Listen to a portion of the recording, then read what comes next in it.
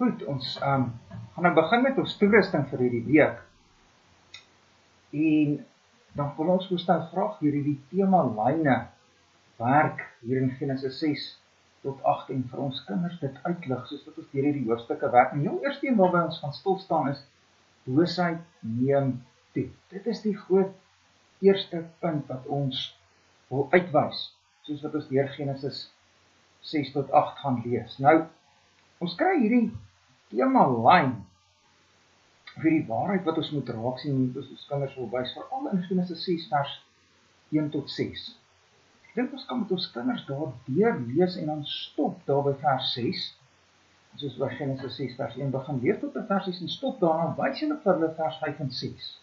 Toe die Here sien dat die boosheid van die mens op die aarde groot was, en al die versinsels wat hy in sy hart bedink altyd deur net sleg was, het die Here berou dat hy die mens op die aarde gemaak het en daar was smart in sy hart. Jy sien hoe neem boosheid hier toe.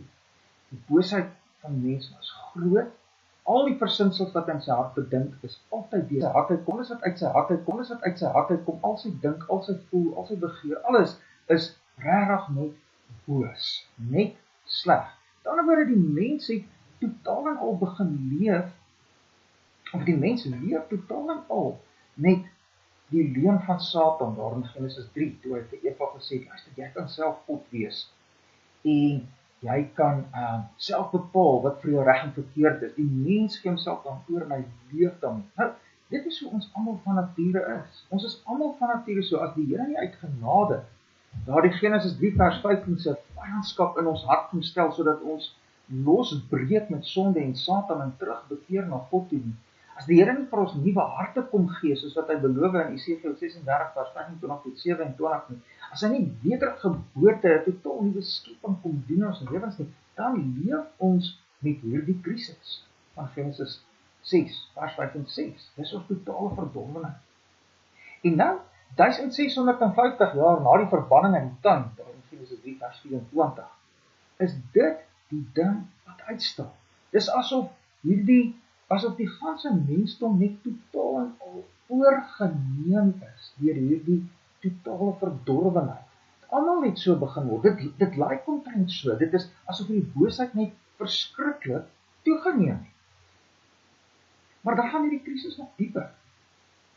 En ons sien hierdie dieper krisis as ons nou van vers 5 en 6 nou weer 'n bietjie terugbeweeg na vers 1 en 2 toe. Dit sê, toe die mense op die aarde begin vermeerder en daar vir hulle dogters gebore is, sien die seuns van God dat die dogters van die mense mooi was. En hulle, naamlik die seuns van God, het vir hulle as vroue geneem uit die dogters van die mense, almal wat hulle verkies het. Nou moet 'n mens vra, wat op aarde gaan hier aan? Wie is die seuns van God en wie is die dogters van die mense? Nou dis nogals 'n moeilike vraag, moet ek sê. Veral as mens nou nog ons vertalings begin vergelyk ook, as 'n mens nou die 2020 vertaling vat, ek het nou net uit die 1933-53 vertaling gelees, is maar die vertaling waarmee ek nou maar nog my hele lewe lank werk, en waarvoor ek nogals lief is. Maar as 'n mens met die 2020 vertaling werk, dan sien 'n mens daar staan, toe die mense meer begin word oor die hele aarde en daar dogters vir hulle gebore is, het die hemelwesens gesien dat die dogters van die mense mooi was. Hulle, naamlik die hemelwesens, het toe vir hulle vroue uit die dogters van die mense geneem, wie hulle ook al verkies het. Nou is die vraag nie, van wie word hier nou gepraat, en hoe wys dit vir ons dat die krisis verdiep? Wie is die hemelwesens, wie is die dogters van die mens? Hoekom praat die 2020 vertaling, en ook die 1983 vertaling van hemelwesens, en die 1933-53 vertaling praat van seuns van God? Kom ons gaan 'n bietjie hierop in. En ek het hier sommer vir julle 'n foto geneem van 'n verklaring van Bruce Waltke. Dis een van my Genesis kommentare, en Bruce Waltke se Genesis kommentaar is my nogals 'n lekker kommentaar, lekker eenvoudige kommentaar, en tog diepgaande ook. Hy lê in die goeie breë gereformeerde lyn van verklaarders, behoudende ou ook. Nou, hy gee vir ons 'n bietjie 'n verduideliking oor die problematiek rondom daardie seuns van God, en hoe ons dit moet verstaan. die eerste ding wat ek net hier wil sê, is dat die Hebreëus daar is Ben, Ha, Elohim. Of eintlik moet ek sê, Bene, Ha, Elohim. Nou, Bene is seuns van, dis die betekenis, seuns van, dan Ha, Elohim is God, seuns van God.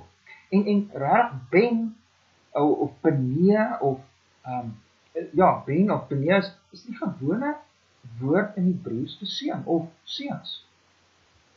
So ek dink die heel letterlikste vertaling van die Hebreëus daar is soos die 1933-53 vertaling dit vertaal met seuns van God. Maar kom ons kyk nou 'n bietjie wat sê Bruce Waltke vir ons hier, want dan gaan ons ook verstaan hoekom die 2020 vertaling is soos wat hy is. En ons lees 'n bietjie wat staan. Sons of God, sê Bruce Waltke nou daar, these have been identified as Setites, met ander woorde, hulle word geïdentifiseer as die geslagslyn van Set, wat ons nou in hoofstuk 5 gekry het.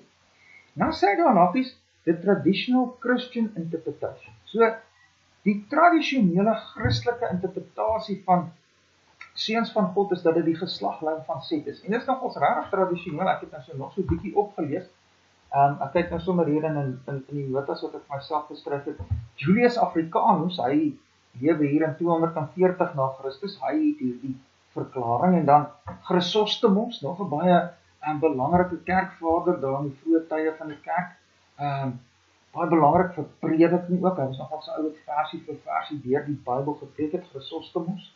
Athanasius, as mens kyk na ons belydenis van Athanasius daar agter in die Psalmboeke, Cyrilius van Alexandrië, Johannes Calvinus is 'n bietjie nader na ons tyd toe beweeg verklaar so. Die Statenbybel se kanttekeninge, ons voorouers het nou met die Statenbybel nogals ons uit die Statenbybel gelees, en baie Statenbybels het kanttekeninge gehad, sulke kommentaartjies by.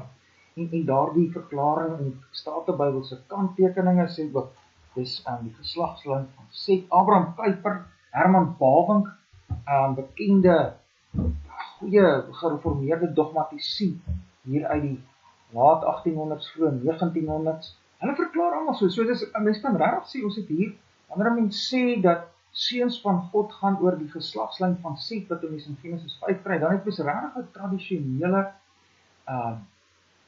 Christen verklaring van daai seuns van God. Dan 'n volgende verklaring is hierso, is dat dit engele is. Dat hierdie seuns van God engele is.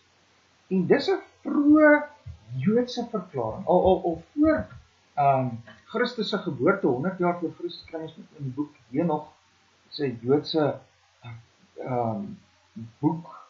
En in Henoch word daar gepraat van hierdie seuns van God in Genesis 6, en dan word daar gesê, hulle is engele, en dan dink ek meer spesifiek gevalle engele, soos demone kan 'n mens maar sê.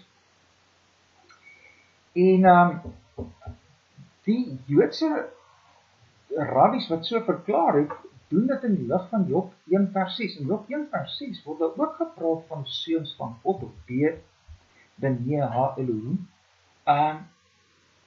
Maar dan in Job 1 vers 6 is dit baie duidelik dat dit engele is, want daar is ons in die troonkamer van die Here, en dan word daar gepraat van die seuns van God, wat ook daar teenwoordig is. En dan is daar 'n derde verklaring, wat sê dat hierdie seuns van God tiranne was, of opvolgers van Lamech, 'n soort koningsseuns. En hierdie verklaring is 'n redelike, meer nuwe verklaring wat mense in die 1900s begin kry, wat vanuit buitebybelse bronne dan sê dat koningsseuns was baie maal seuns van God genoem. En dan sê hierdie verklaring dat hierdie koningsseuns kom uit die lyn van Lamech, en dan sê die Lamech nou Genesis 4 se Lamech, een van die nageslagte van Kain, en hierdie Lamech, en duidelik verlede week het ons gesê, hy was die tiran gewees, nie? En dat hierdie seuns van God sulke tiran soort konings is, en dat hulle dan vir hulle uit die dogters van die mense, Frans gevat het net soos wat hulle wil, harems vir versamel het, soos wat Lamech het begin met 2 vrouens, en hierdie ouens het net vir hulle gevat, net soos wat hulle wil. Nou, dan gaan Bruce Waltke nou voort, en hy sê, on the surface, the first interpretation best fits the immediate preceding context. Ja? So die eerste, die tradisioneel Christelike verklaring, wat sê ons het hier te doen met die lyn van Set, as ons praat van die seuns van God. Kyk na die onmiddellike konteks, en in hoofstuk 5 gaan dit oor die lyn van Set, hulle is vrousaad, hulle is kinders van God, as ons kyk in die res van die lig van die skrif, en dan sê ons, ons het hier te doen met die seuns van God. Maar, dan is daar kritiek daarteen daardie verstaan, wat sê, but it fails to explain adequately how the daughters of man refers specifically to Canaanite women. So daar's die kritiek teen hierdie tradisioneel Christelike verklaring. Dit sê maar, hierdie ouens, die tradisioneel Christelike verklaring sê nie heeltemal, hoe kan die dogters van die mens dan net vrouens uit die Kain-lyn wees? En dit sê dan ook, en ons sal nou daarby kom, dat die tradisioneel Christelike verklaring sê dat die groot krisis hier is dat die lyn van Set begin wêrelds raak. Hulle hou op om reg gelowig te word en hulle vermeng met die slangsaad, met die Kain-lyn. Okay? Goed, so daar's die tradisioneel Christelike verklaring en ook die kritiek teen hom. Dan, the second view has ancient support, but it seems to contradict Jesus' statement that angels do not marry. So daar's die groot kritiek van my oog teen die verklaring dat ons te doen het met engele of hemelwesens, soos die 1983 vertaling en 2020 vertaling het gedoen het in die lig van Job 1 vers 6. Dis my rarig die kritiek, en dit is hoekom ek nie so saamstem met die 2020 vertaling. Engele trou nie. En hier word baie duidelik, ons gaan nou nog 'n bietjie dieper daarop gaan, hier word baie duidelik gepraat van hierdie seuns van God wat vir die dogters van die mens geneem het, en dit is 'n uitdrukking wat praat van 'n huwelik tree. Nou engele, Jesus sê baie duidelik daar, Markus 12:25, en ook in Matteus 22, dat engele trou nie. So, ek sal nie gaan vir daardie verstaan van seuns van God as dit hemelwesens is nie. Dan die derde verklaring sê Bruce Waltke, the third interpretation best explains the phrase any they choose. Met ander woorde, hy sê dan hierdie tiran konings uit die lyn van Lamech verklaar daardie hulle vat nie wie hulle wil, baie mooi. Maar dit het nie 'n ou, dit word nie ondersteun deur 'n lang tradisie van verklaring van oudtyd af. Dis 'n redelike nuwe verklaring uit die 1900s. Veral van die ou met die naam van Meredith Kline, baie goeie Ou Testamentikus, mens moet nie om so net afskiet nie, goeie ou.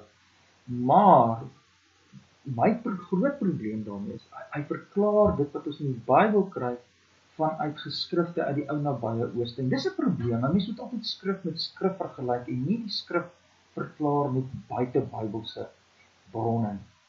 Nou, vraag is, wat moet ons nou hier op aarde doen? Hoe moet ons hier 'n keuse maak?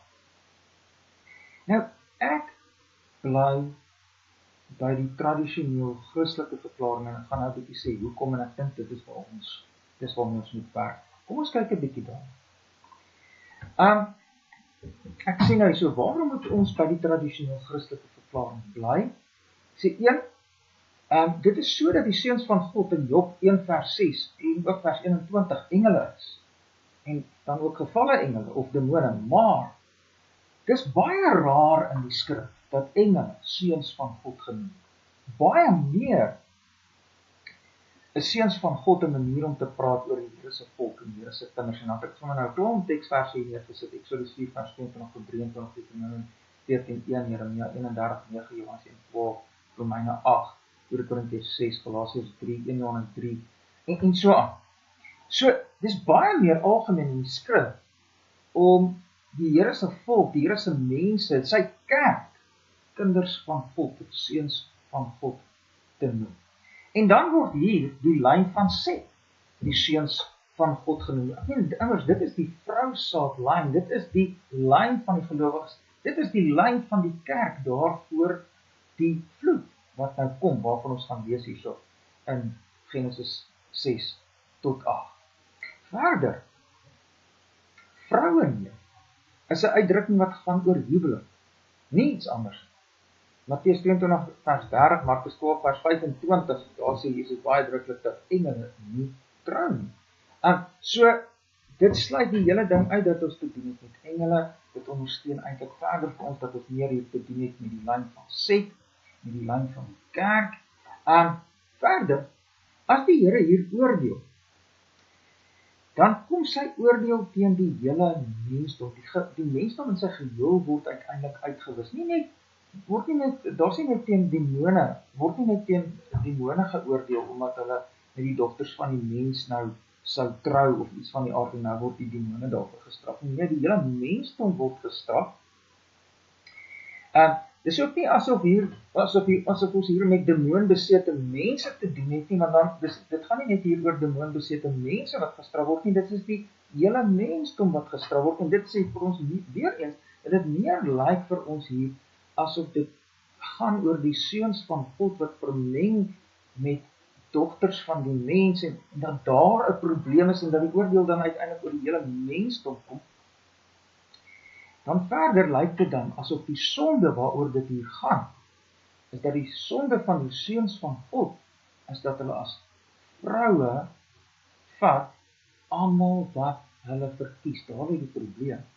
Hulle self bepaal. Die Here se Genesis 3 vers 15 belofte bepaal nie meer die grense van huwelik. 'n Mens kan natuurlik vir jou 'n mooi meisie kry om mee te trou. Daar's geen probleem, maar daai mooi meisie moet lê binne die grense van die gelowiges, binne die grense van die kerk. Jy kan nie buite dit trou nie, dis 'n lyn in die skrif, dat dit die groot ding is wat die Here verbied. Mense mag altyd allerlei wette oor wie mag trou en wie nie mag trou nie. Party ouens baseer dit op ras, ander ouens op klas, ek weet nie wat nog alles nie. Die Here sê, huwelik moet altyd gebeur, wanneer jy gelowige is, binne die lyn van gelowiges, en nou is dit die probleem besig is om te gebeur. Kom ons kyk 'n bietjie verder daarna. Die kerk in die lyn van Set is hier 1650 jaar na die verbanning uit die tuin besig om soos die wêreld te word. Hulle gee glad nie meer om vir die vyandskap wat die Here gestel het tussen die saad van die vrou en die saad van die slang nie. Dit maak nie meer vir hulle saak nie. Die kerk is nie meer eenvoudig die een heilige, algemene Christelike kerk nie. Nee wat, die kerk kan nou verwêrelds, en dit is wat besig is om hier te gebeur. Dis die groot krisis, en dit is ook hoekom ons in Genesis 6 vers 5 en 6 uiteindelik sit met 'n wêreld wat nou totaal verdorwe is, want die kerk is besig om vernietig te raak, omdat die kerk net soos die wêreld raak. Dis die krisis wat hier gebeur, 1650 jaar na die verbanning uit die tuin. En dan neem hy die boosheid toe, en deel van die boosheid, sê Genesis 6 vers 4, is dat daar hierdie reuse is. Nou, weer eens, wanneer 'n mens nou daar die seuns van God sien as hemelwesens, soos die 1983 vertaling en 2020 vertaling, dan sê jy sommer vinnig as jy vers 4 lees dat hierdie hemelwesens se huwelike met die mense bring hierdie reuse voort, maar nou ja, ons het klaar gesien, dit werk nie. En mens hoef ook nie vers 4 te verstaan as sou hierdie hemelwesens met sy huwelike reuse voortbring. Hoor wat sê vers 4. In die dae was die reuse op die aarde en ook daarna, toe die seuns van God die dogters van die mens ingegaan. Maar dit sê nie, hierdie teks sê nog nie, dat daar die huwelike reuse voortgebring het nie. Dit sê net dat reuse daar was en dat hierdie huwelike plaasgevind het. Dis wat daar staan. En dat die reuse daar was terwyl hierdie huwelike daar was. Sê nog nie dat hierdie huwelike daar die reuse voortgebring het nie, maar daar was hierdie reëse en dan word daar gesê, hulle was hierdie geweldiges, hulle was hierdie manne van naam, hierdie hoogmoedige tiranne, wat die wêreld oorheers, terwyl die wêreld totaal en al goddeloos word, die kerk vermeng met die wêreld, die kerklyn in die geslagte van Set verdwyn. Dis die krisis wat er dan gaan is. Boosheid neem toe. En dis skrikwekkend. Weet julle wat is nou nog 'n belangrike ding wat ons moet raak sien? Jesus sê in Matteus 24 vers 37 dat die tyd voor sy wederkoms, die tyd wat opbou na sy wederkoms ook so tyd gaan. En net soos die dae van Noag was, so sal ook die koms van die Seun van die Mens wees. Die dae wat opbou na die koms van Jesus Christus, die wederkoms, is ook dae van groot afvalligheid. Dis dae waarin die kerk soos die wêreld wil word. Wat sê dit vir ons en ons kinders? Hoor jy? Pas op vir hierdie ding. Een, ek dink 'n mens kan hier 'n lekker praktiese toepassing maak met jou kinders en hulle begin vertel met wie jy trou. Wanneer ons trou, wel, kry vir jou iemand waarvan jy hou, maar dit moet wees binne die grense van die gelowiges. Dit is so belangrik. En dan die ander ding, ons moet waak en verwêreldsing van die kerk, om die kerk heeltyd te laat aanpas by die wêreld. So verdwyn die kerk uiteindelik in die wêreld en neem die boosheid in hierdie wêreld toe. Nou is die vraag, wat maak God as boosheid so toeneem? Nou dit gaan ons raak sien in ons volgende stuk toerusting. En dis die volgende temalyn as ons hier deur Genesis 6 tot 8 gaan.